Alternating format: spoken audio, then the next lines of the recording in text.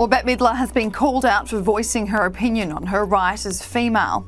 The iconic actress has been heavily active online, calling for women's rights and even addressing America's failure on gun control. Today, however, she called on women in what has been a very turbulent few weeks. She tweeted, "Women of the world, we are being stripped of our rights over our bodies, our lives and even our name. They don't call us women anymore. They call us birthing people or menstruators and even people with vaginas. Don't let them erase you. Every human on earth owes you."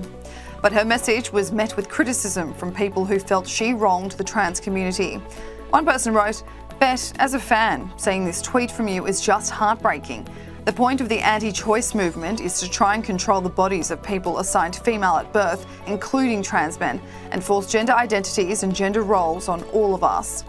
Another wrote, "I'll bet trans people and those who love and support them have no problem with the term or concept of women. We're just after inclusive language when appropriate and needed to ensure often vulnerable people are included and protected. It ain't hard."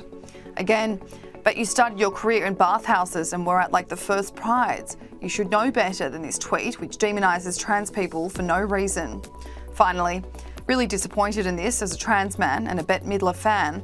Bette, including trans men in the conversation about reproductive health does not harm women. We have the same organs and even greater vulnerability as cis women." This comes on the 4th of July, America's Day of Independence, which has been wildly polarising this year.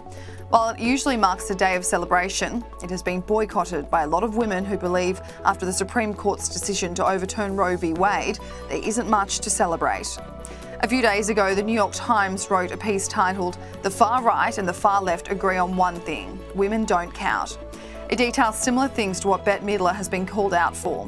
How the far right's stance on abortion is stripping women of their reproductive rights, but the far left's stance has perhaps unintentionally been met with misogynistic agenda. It reads, "But today a number of academics, uber progressives, transgender activists, civil liberties organisations and medical organisations are working towards an opposite end, to deny women their humanity, reducing them to a mix of body parts and gender stereotypes." It continues, "The word women has become verboten. Previously a commonly understood term for half the world's population, the word had a specific meaning tied to genetics, biology, history, politics and culture. No longer. In its place are unwieldy terms like pregnant people, menstruators and bodies with vaginas."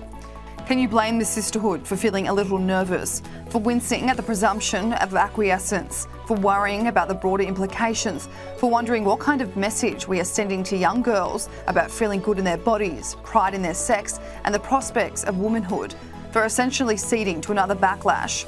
Women didn't fight this long and this hard only to be told we couldn't call ourselves women anymore.